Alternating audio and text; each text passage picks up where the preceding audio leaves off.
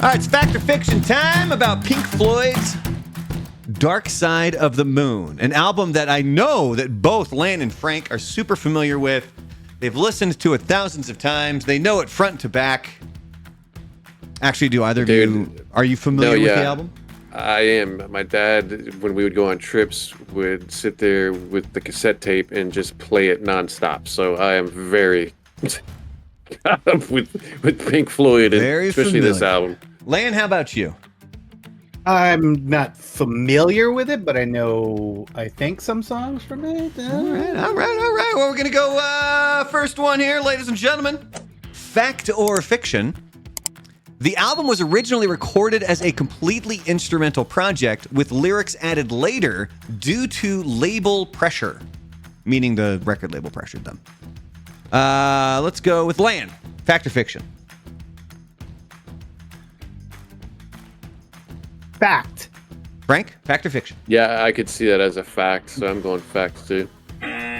No, ladies they and got gentlemen, us. that was fiction. While instrumental experimentation was a big part of Pink Floyd's creative process, The Dark Side of the Moon was always intended to have lyrics and a concept.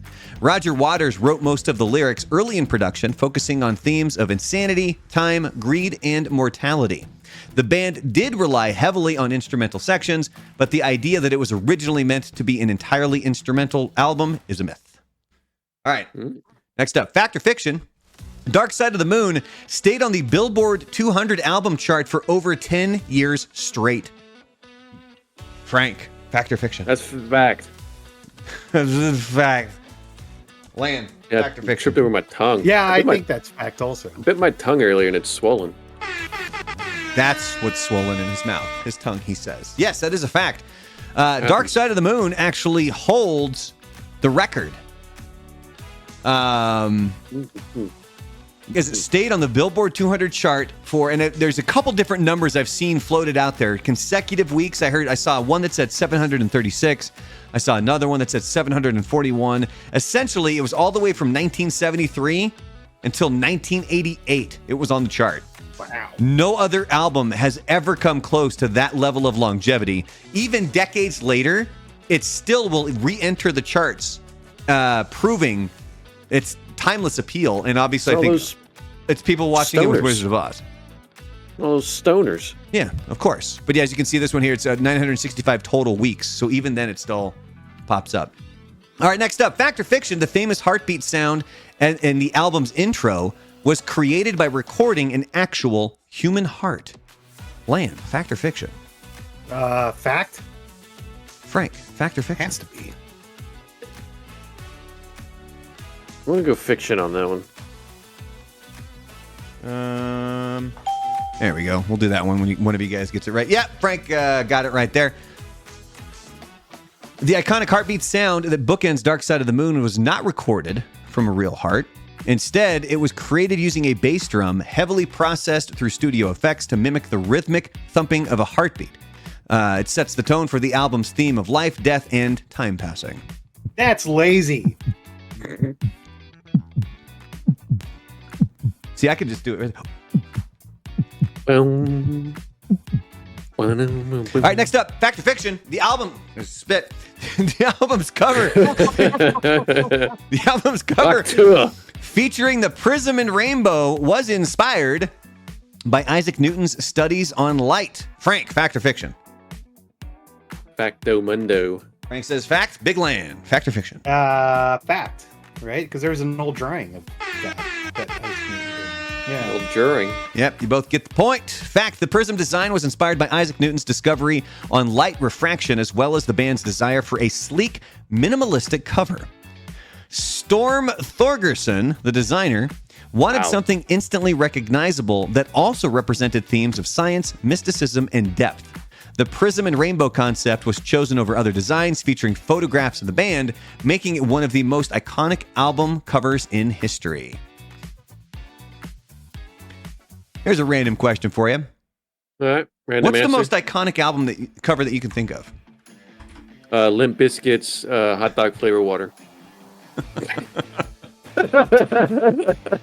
Is it the starfish buttholes? The Is that what it is? chocolate Starfish buttholes, right?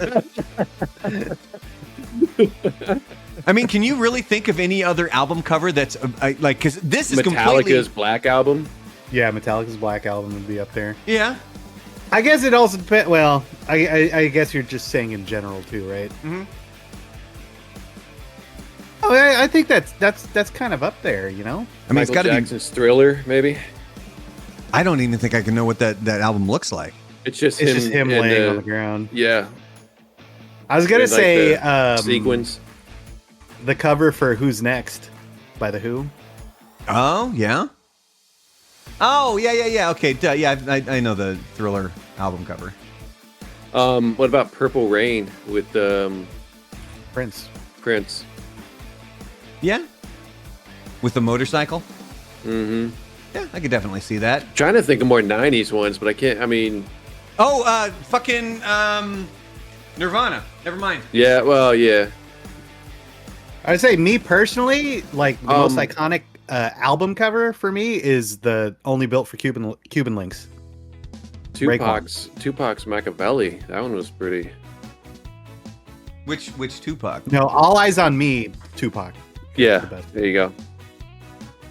All right. That's the one I think most people remember. But yeah, "Only Built for Cuban Links." That's iconic. Let us know in comments if there's any other iconic albums that you at home watching this either on the live stream or on a playback.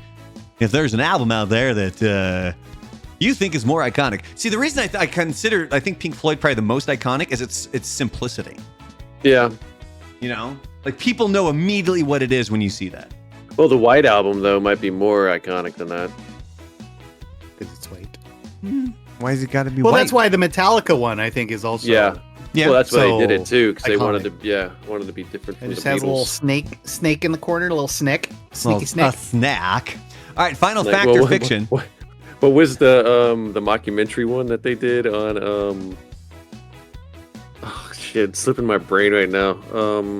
Spinal Tap? Yeah, what was theirs? Oh, it was just a black cover, wasn't it? Yeah, and it's like you couldn't see the name, you Yeah. couldn't see anything. Like, how the hell are they going to know whose album it is? Well, because it's all black, they'll just look at it and know.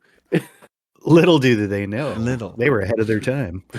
All right, fact or fiction? Dark Side of the Moon was intentionally recorded to sync perfectly with The Wizard of Oz. Frank, fact or fiction? That's fiction. Lan, fact or fiction? Fictione. Yep.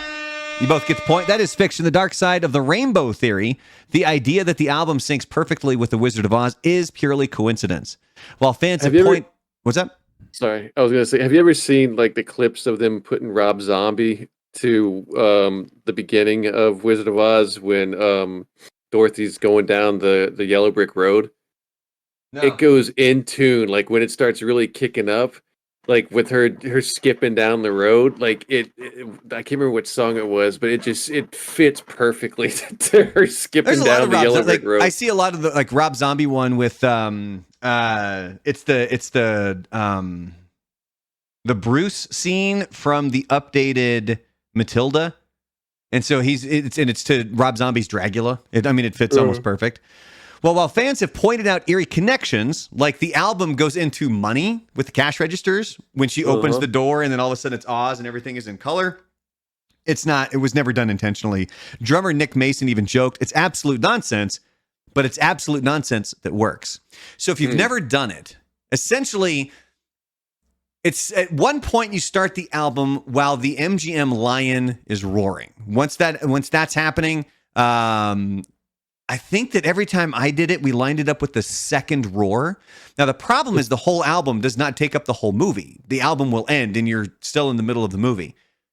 It almost lines up again when the lion comes out in the movie, the actual character. You hear a second roar from him, start it again, and it might actually line up again.